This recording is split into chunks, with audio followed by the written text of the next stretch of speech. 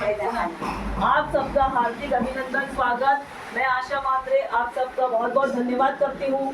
इस बार हमारे Ganesh ji eco friendly Ganesh ji है, पर्यावरण पूरक गणपति जी है। और इस बार हमने अलग अलग प्रकल्प रखे हैं, कॉन्सेप्ट रखी है। एक में हमने आयुर्वेद का खजाना जो मेरी सासू माँ ने दिया हुआ था, और एक है हमारा ऋषियों का वैज्ञानिक दृष्टिकोण। तो जैसे मैंने बताया आपको, ये स्लेट का उपयोग चूहे काटने पर किया जाता था। ये रामबाण बापू से हुई है, जिसका जहाँ कहीं भी जख्म हो तो उस पर इसका उपयोग किया जाता था। ये रक्त चंदन है, जिसको रक्त चंदन बाउली जैसे बोलते हैं, क्योंकि ये डॉल के आकार की होती है। तो वो भी कई सारे नेत्र विकार जो होते हैं उस पर इसका उपयोग किया जाता था। फिर ये आधी सुपारी आप देख सकते हैं, इसका मैंने बहुत उपयोग किया है। ये 1000 सुपारी में से कोई एक सुपारी ऐसी होती है जो पेड़ पे लगते ही आधी लगती है। वो उसका उपयोग माइग्रेन के लिए, जब आपका आधा सर दुखता है उसके लिए इसका उपयोग किया जाता है। फिर हरड़ा, बेड़ा, त्रिफला जो हम रात को भिगो के सवेरे उसका पानी छान कर पी भी सकते हैं और आंखों को भी डाल सकते हैं। फिर ये मुरुड़ शेक, जैसे हमारे पेट में ऐसे मरोड़ आती है ना, तो वैसे जो ये शेक होती है वो भी उसी प्रकार की है। आप अगर हाथ लगा के देखेंगे, मुरुड़ शेक, तो उसे भी घिसकर उसका रेप जो है वो पिया जाता है। हाँ, फिर ये वाघ नखी, अभी उसका भी मैंने बहुत उपयोग किया, क्योंकि वो अगर गला दुखता है कुछ भी तो उसको बाहर से लगाया जाता है, क्योंकि वो बहुत गर्म होती है। तो वाघ के जो नख होते हैं वो वाघ नखी है, जितनी बची है जो हमने इतने सालों में उपयोग किया हुई है। और ये डिब्बा, तो वो सांधे दुखती होती है, हड्डियाँ दुखती है, तो इस पर इसका उपयोग किया जाता है।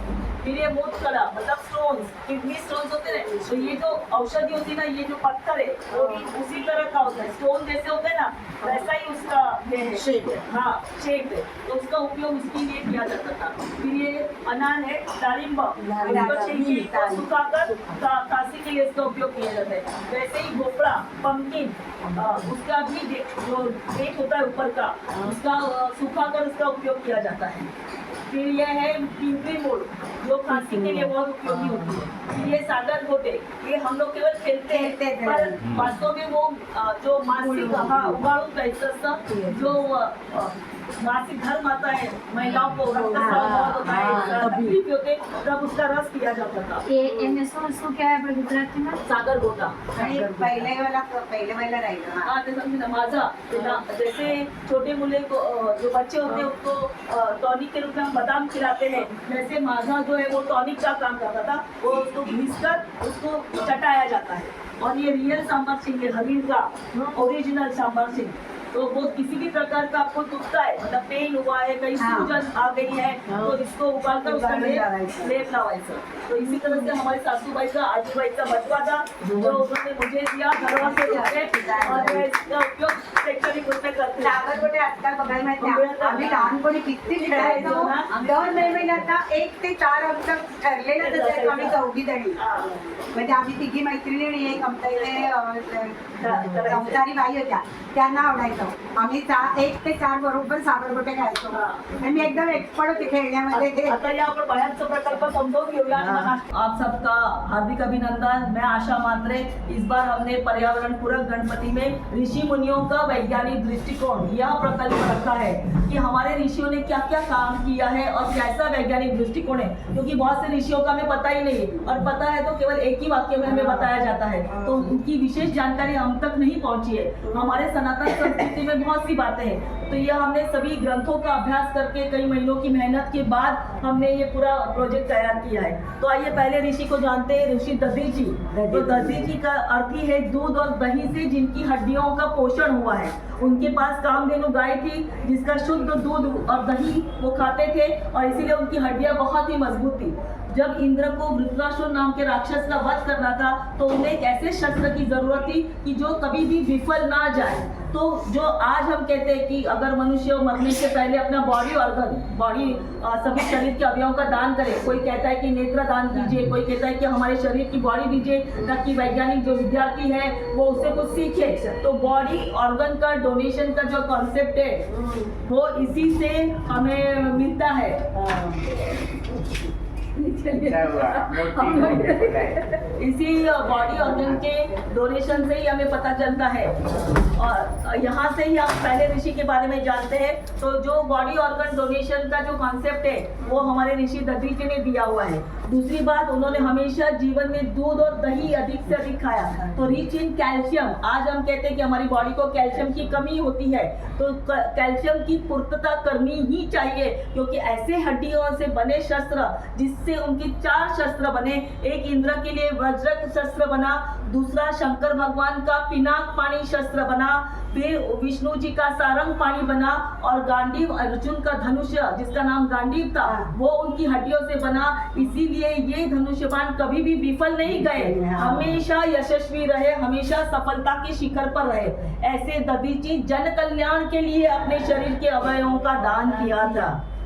दूसरे हमारे ऋषि है याज्ञवल्क्य जी। मैं पौराणिक कथाएं नहीं, मैं उनका आज के जीवन में क्या संदर्भ है और उन्होंने वैज्ञानिक क्या महत्व दिया वे अधिक बताने का प्रयत्न करती हूँ। याज्ञवल्क्य शब्द का अर्थ होता है यज्ञ में सुरक्षा प्रदान करने वाले। तो ये अपने ज्ञान पर इन्हें बहुत ही विश्वास था। तो राजा जनक की यहाँ सभा भरी हुई थी, तो राजा जनक ने कहा कि जो शास्त्रार्थ में जीत जाएगा उसे मैं 1000 गाय ये दान में दूंगा। तो याज्ञवल्क्य ने अपने शिष्यों से कहा कि ये 1000 गाय ये लीजिए और अपने आश्रम में लेके जाइए। तो सबने कहा अभी आप तो शास्त्रार्थ जीते भी नहीं और इतना खुद ही बता रहे हो कि हम जीत गए और गाय लेकर जाइए। तो उसने कहा नहीं, गायों की हमें जरूरत है, क्योंकि हमें गौ रक्षा करनी चाहिए और गाय ही हमारे जीवन को बहुत ही निखारती है, बहुत ही बढ़िया बनाती है। तो उन्होंने कहा कि फिर आप कोई भी उठिए और मुझसे शास्त्रार्थ कीजिए। तो सभी को उन्होंने शास्त्रार्थ में जीत लिया।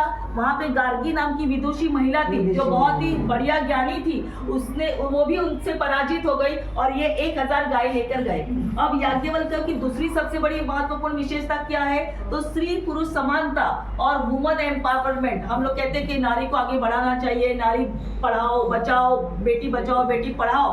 तो उन्होंने अपनी पत्नी मैत्रियों को सारी ब्रह्म विद्या दी। उनकी 2 पत्नियां थी, मैत्री और कात्यायनी। उसमें से मैत्री को बहुत ज्ञान प्राप्ति की इच्छा थी, तो उन्होंने कहा मेरे पास जितना भी ज्ञान है, मैंने जितना भी अर्जित किया है, everything I will transfer to you. उन्होंने सब कुछ, सारा गुण रहस्य से लेके सभी ब्रह्म विद्या दिखाई।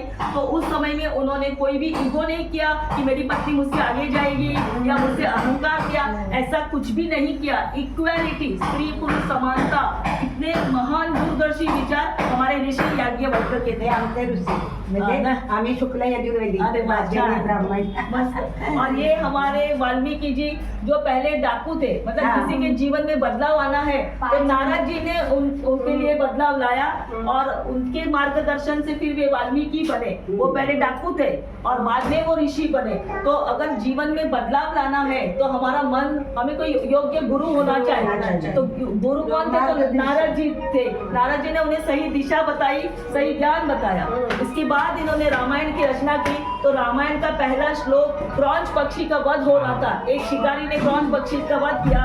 तो जो उसकी पत्नी थी क्रौंच पक्षी की, वो बहुत विलाप कर रही थी। तो इसीलिए रामायण का पहला ही श्लोक है मान निषाद। हाँ, तो मतलब दुख से ही काव्य का जन्म होता है, व्यथा से जन्म होता है। और वाल्मीकि जी ने अपने जीवन काल में रामायण में 24,000 श्लोक लिखे, 24,000 श्लोक रामायण में उन्होंने लिखे।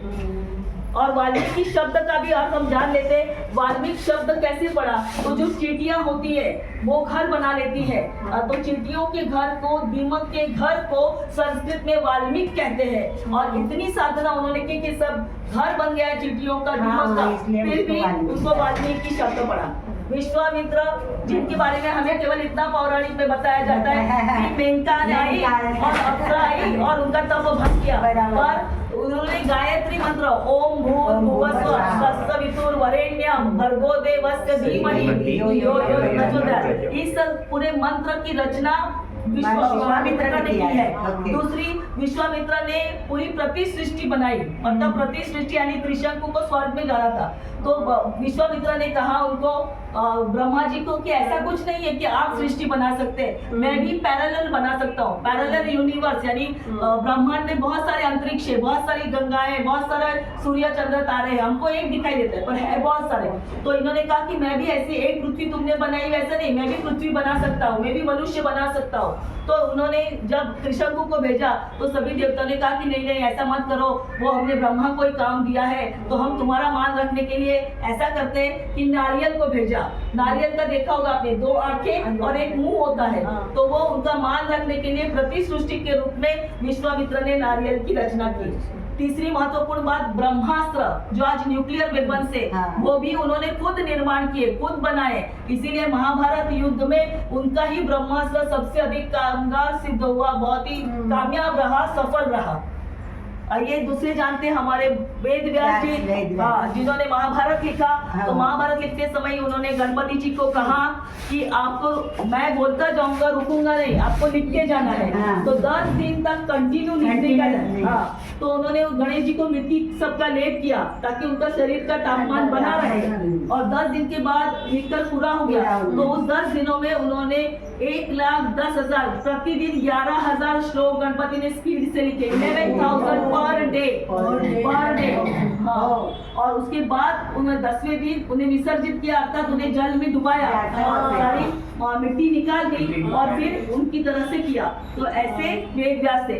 दूसरा वेद व्यास का क्या महत्वपूर्ण कार्य है, आज हम कहते हैं कि टीवी से हम ऑडियो विजुअल हम देख भी सकते हैं, हम सुन भी सकते हैं। तो उन्होंने संजय को दिव्य दृष्टि दी थी, जो धृतराष्ट्र के महल में बैठे था और महाभारत का युद्ध क्या चल रहा था उसका पूरा रिकॉर्डिंग बता रहे थे कि क्या क्या चल रहा है।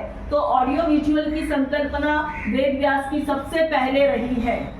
फिर सुखदेव जी, जो कि कहा जाता है कि भगवान शंकर पार्वती जी को बता रहे थे अमर कैसे होना है, सब गुप्त बातें क्या है, सब डिस्कस कर रहे थे। तो ये दिव्य आत्मा थी, तो उन्होंने शुभ अर्थात तोते का रूप लिया, इसीलिए उनका नाम शुभदेव पड़ा। तो उन्होंने तोते के रूप में लेकर वहां पे सारी कथा सुन रहे थे। पार्वती जी सो गई तो इन्होंने कहा तो शिव जी को लगा कि हाँ पार्वती जी सुन रही है, हाँ तो तोते तो वो हुंकार दे रहे थे।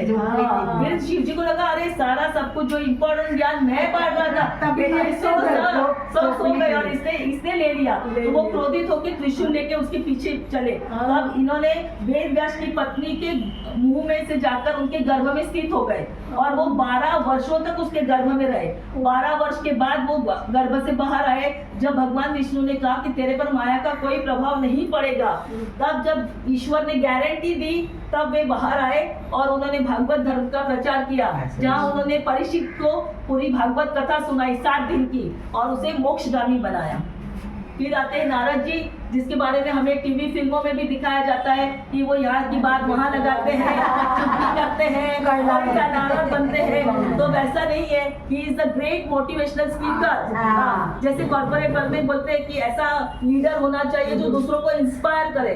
जैसे उन्होंने डाकू रत्नाकर को वाल्मीकि बनाया, जैसे उन्होंने भक्त प्रहलाद को साथ दिलाया, जैसे उन्होंने ध्रुव को ध्रुव तारा का अढ़ पद दिलाया, ऐसे वो मोटिवेशनल स्पीकर है। दूसरा, वो हमेशा वीणा बजाते हैं, संगीत में बहुत ही महारथी है।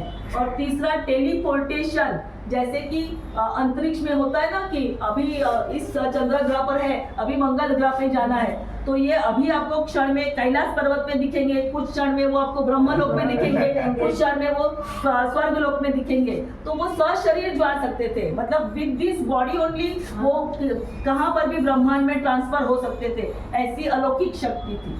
फिर हमारे ऋषि मुद्गल बहुत ही अतिथि देवो भव की संकल्पना करने वाले थे। वो बहुत गरीब अवस्था में थे। उनका पूरा परिवार पूरे महीने का 34 किलो अनाज भरता था। अमावस्या और पूर्णिमा के दिन वो लोग श्राद्ध करते थे, जिसमें सब पितरों के नाम से श्राद्ध खिलाते थे और फिर उनका परिवार खाता था। तो दुर्वासा एक दिन आए तो उन्होंने वो स्वादिष्ट भोजन खाया, तो उन्होंने सब समाप्त कर दिया। कहीं पर भी बांटने को भी नहीं मिला, उनको भी खाने के लिए नहीं मिला। फिर वो वापस पूर्णिमा के दिन आए तो इनका पूरा महीने का उपवास होने लगा। ऐसा उन्होंने 6 महीने तक किया। वो चाहते थे दुर्वासा कि कभी तो ऐसा होगा कि उनके चिढ़ जाएंगे, क्रोध करेंगे, गुस्सा करेंगे, मेरे लिए कुछ अनाप शनाप बोलेंगे, उनके परिवार के लोग भी बोलेंगे, पर ऐसा कुछ भी नहीं हुआ। सबने इतना संयम से, प्यार से, जैसा स्वागत उन्होंने पहले दिन किया था, अंतिम समय तक भी वैसे ही किया।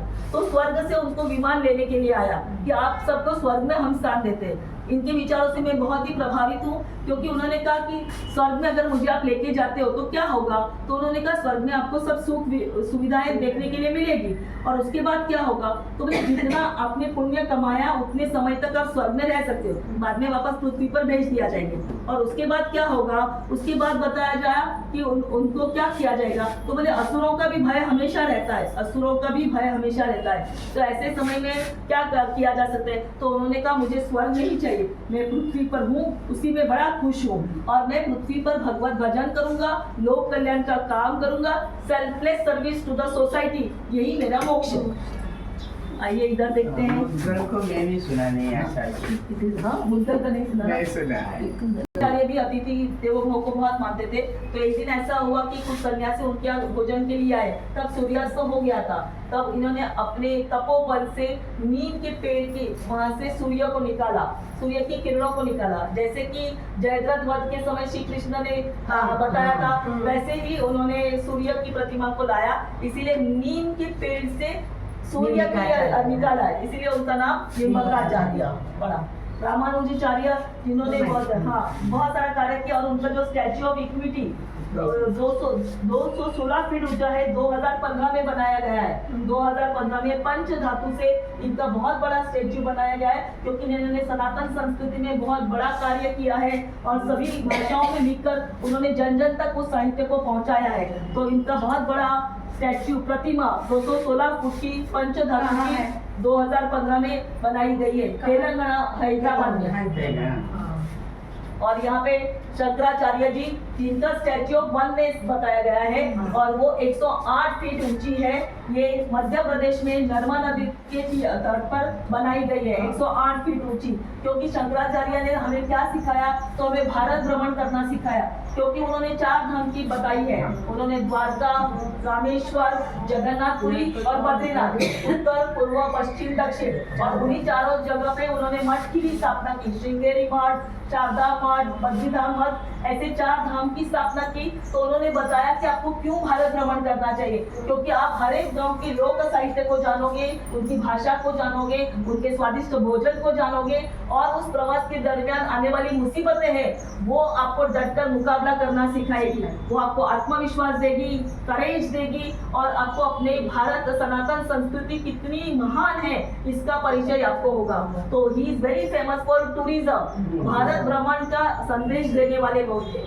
फिर संकाजी कुमार जो ब्रह्मा जी है, उन्होंने मन से सोचा, मन से उन्होंने उत्पन्न किए 4 लोगों को, सनत, सनदन, सनातन और सनत कुमार, और इन चारों को संकादी कुमार कहा जाता है। तो ये क्या बताता है कि आपके मेंटल थॉट बहुत महत्व की है, आप क्या मानसिक रूप से सोचते हो, आप ब्रह्मांड को क्या बताना चाहते हो। आप जितना अच्छा बताओगे, पॉजिटिव वाइब्रेशंस आप अपने घर के लिए रखोगे, उतनी लोगों के लिए रखोगे, आपका जीवन भी उतना ही अच्छा होता जाएगा।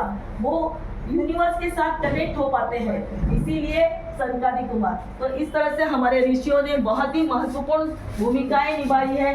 फिर हम कहते हैं कि जो विमान की खोज है वो राइट ब्रदर्स ने की है अंग्रेजों के इसमें, तो उनको हम बहुत महत्व देते हैं। पर ये तो रामायण काल से हमारे पास पुष्पक विमान है, और उस विमान की क्या विशेषता है कि इसके सारे जितने भी पूरा बना है वो पूरा असली गोल्ड का बना हुआ है।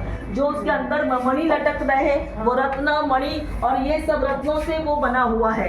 इसकी और क्या विशेषता है कि इसमें हमेशा 1 जन की स्पेस बचती है। अगर इसके अंदर 100 जन बैठे तो ये विस्तार बढ़ा लेता है, तो वो 101 की जगह करता है। यदि 6 जन बैठे हैं तो वो 7 की जगह करेगा और एकदम छोटा हो जाएगा। तो वो लार्ज भी होता था, वो स्मॉल भी होता था। साथ ही साथ वो वायु पर चलता था और सूर्य की अग्नि पर चलता था। तो सोलर एनर्जी और विंड एनर्जी से ये इस विमान का उपयोग किया जाता था।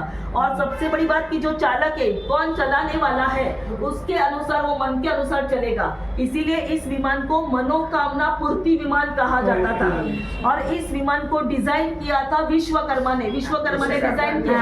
हाँ, उन्होंने बनाया और उन्होंने धनपति कुबेर को गिफ्ट किया था, उपहार के रूप में धनपति कुबेर को दिया था। धनपति कुबेर रावण का भाई था, तो रावण ने जबरदस्ती उसे छीन लिया था। जब वो लंका विजय हुई तो श्री राम उसी पुष्पक विमान में बैठकर अयोध्या आए थे।